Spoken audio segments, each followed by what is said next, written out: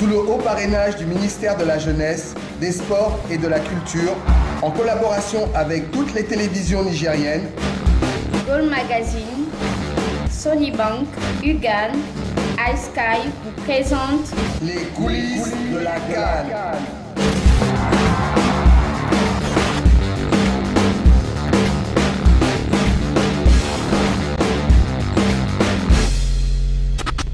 Bonjour, bienvenue pour une nouvelle édition des coulisses de la CAN. Ici à Libreville, l'ambiance est très chaude.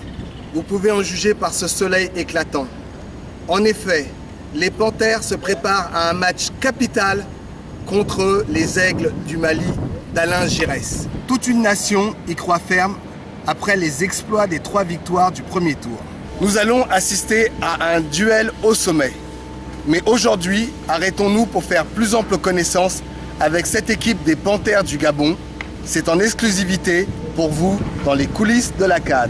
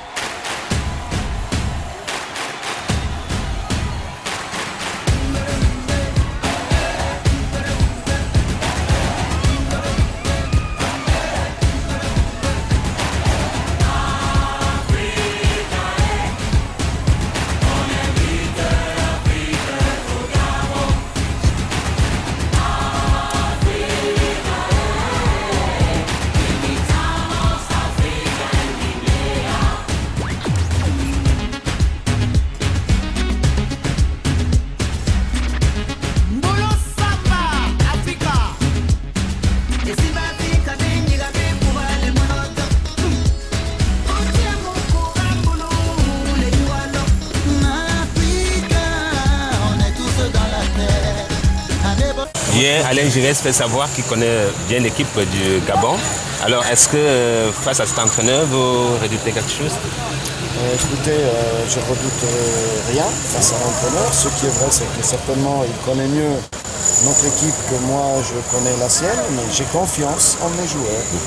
Et depuis 2 ans, nous avons intégré de nouveaux joueurs qu'il ne connaît pas trop. Et je compte aussi sur les bons joueurs et sur les joueurs locaux qui avant n'avaient pas trop leur place dans cette équipe. Est-ce que vous pouvez nous en dire un peu plus sur ce qui s'est passé hier en Égypte? Ça touche au-delà de l'Égypte, ça touche le football africain, le football mondial. Oui, déjà, je peux vous dire qu'on est vraiment tous accablés quand on a vu ces images.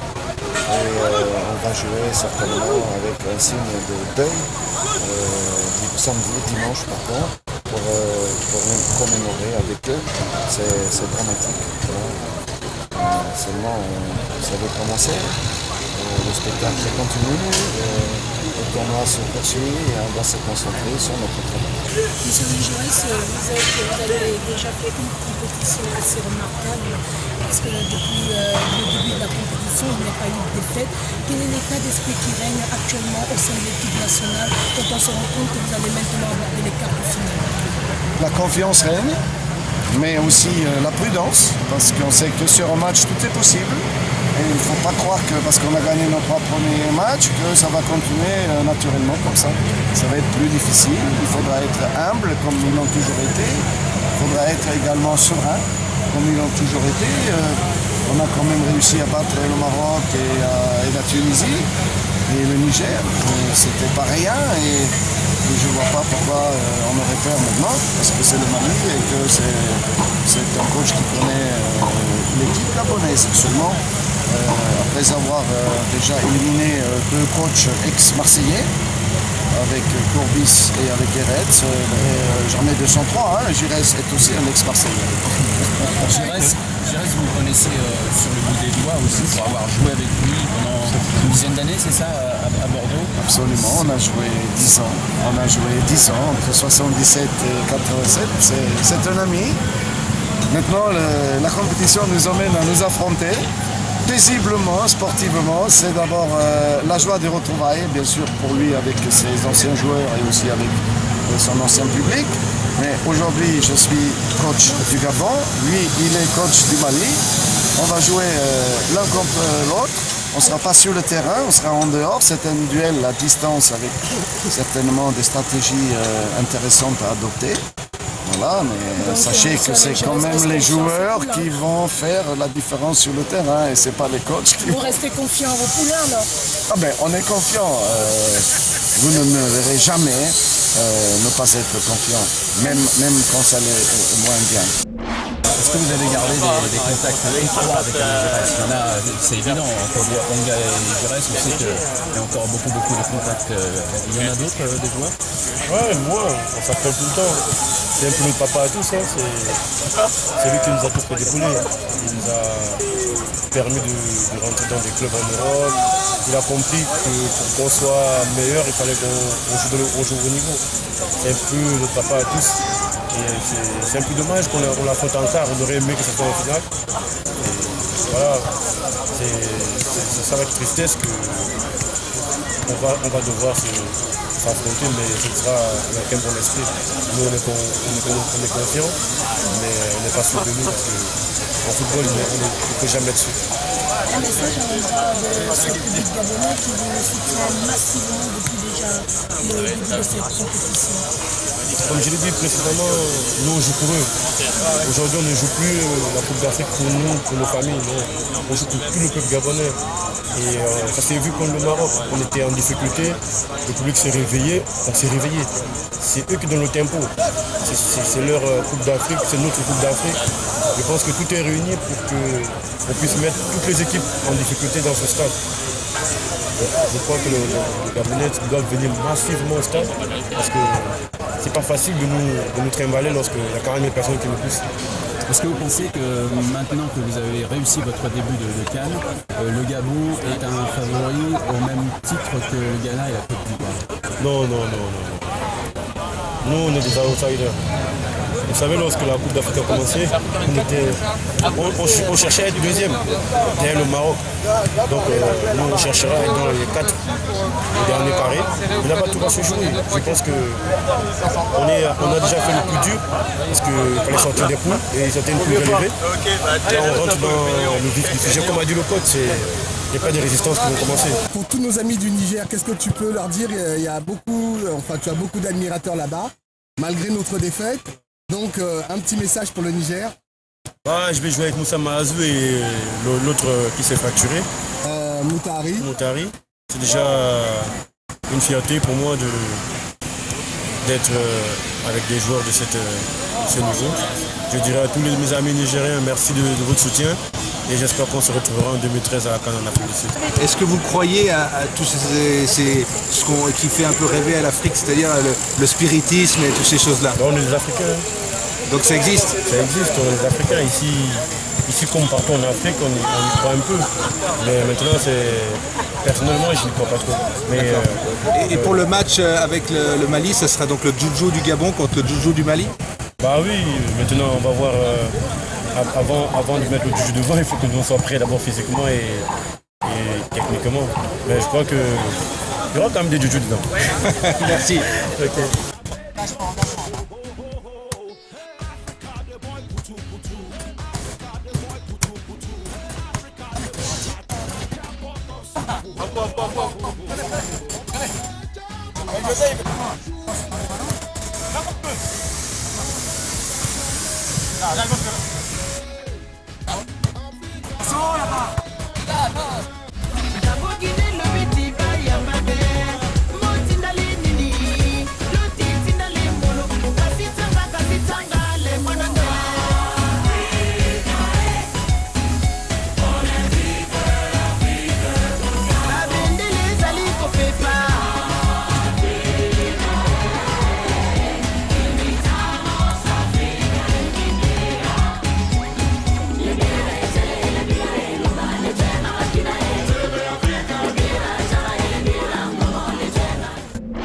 Dans les coulisses de la CAN, Didier Ovono, gardien de but des Panthères du Gabon.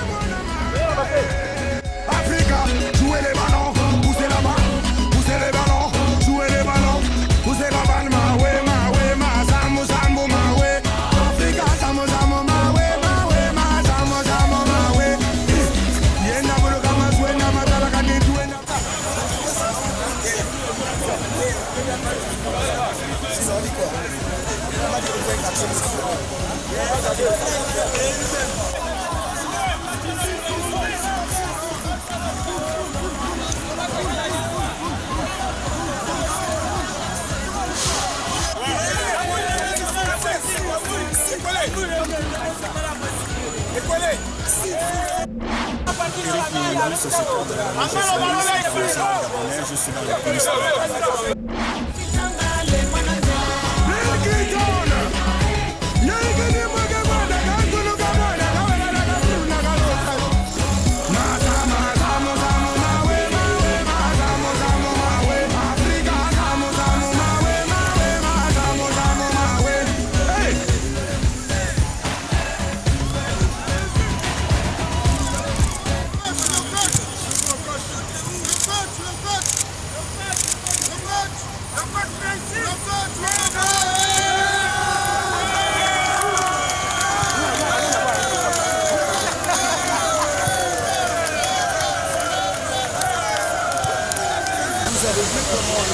Ils montent en puissance. Comment ils ont travaillé, comment ils ont fait les efforts. C'était là pour vous étiez toujours là.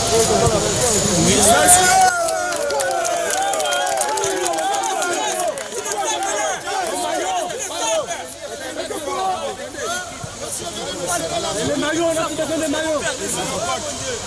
Les billets.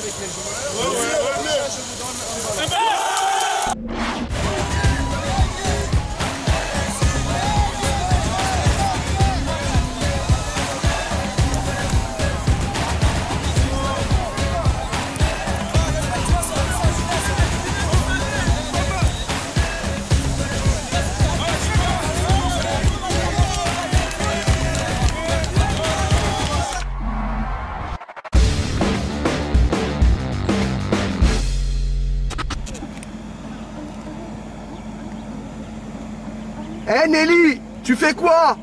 Je m'entraîne pour danser avec Beyoncé.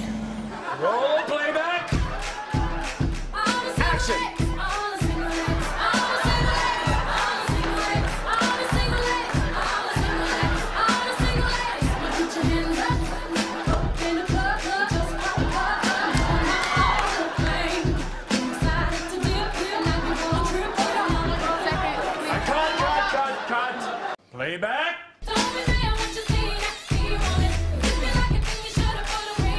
Action.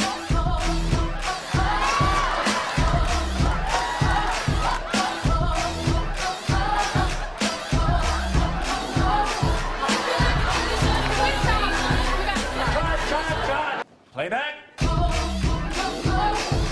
Action.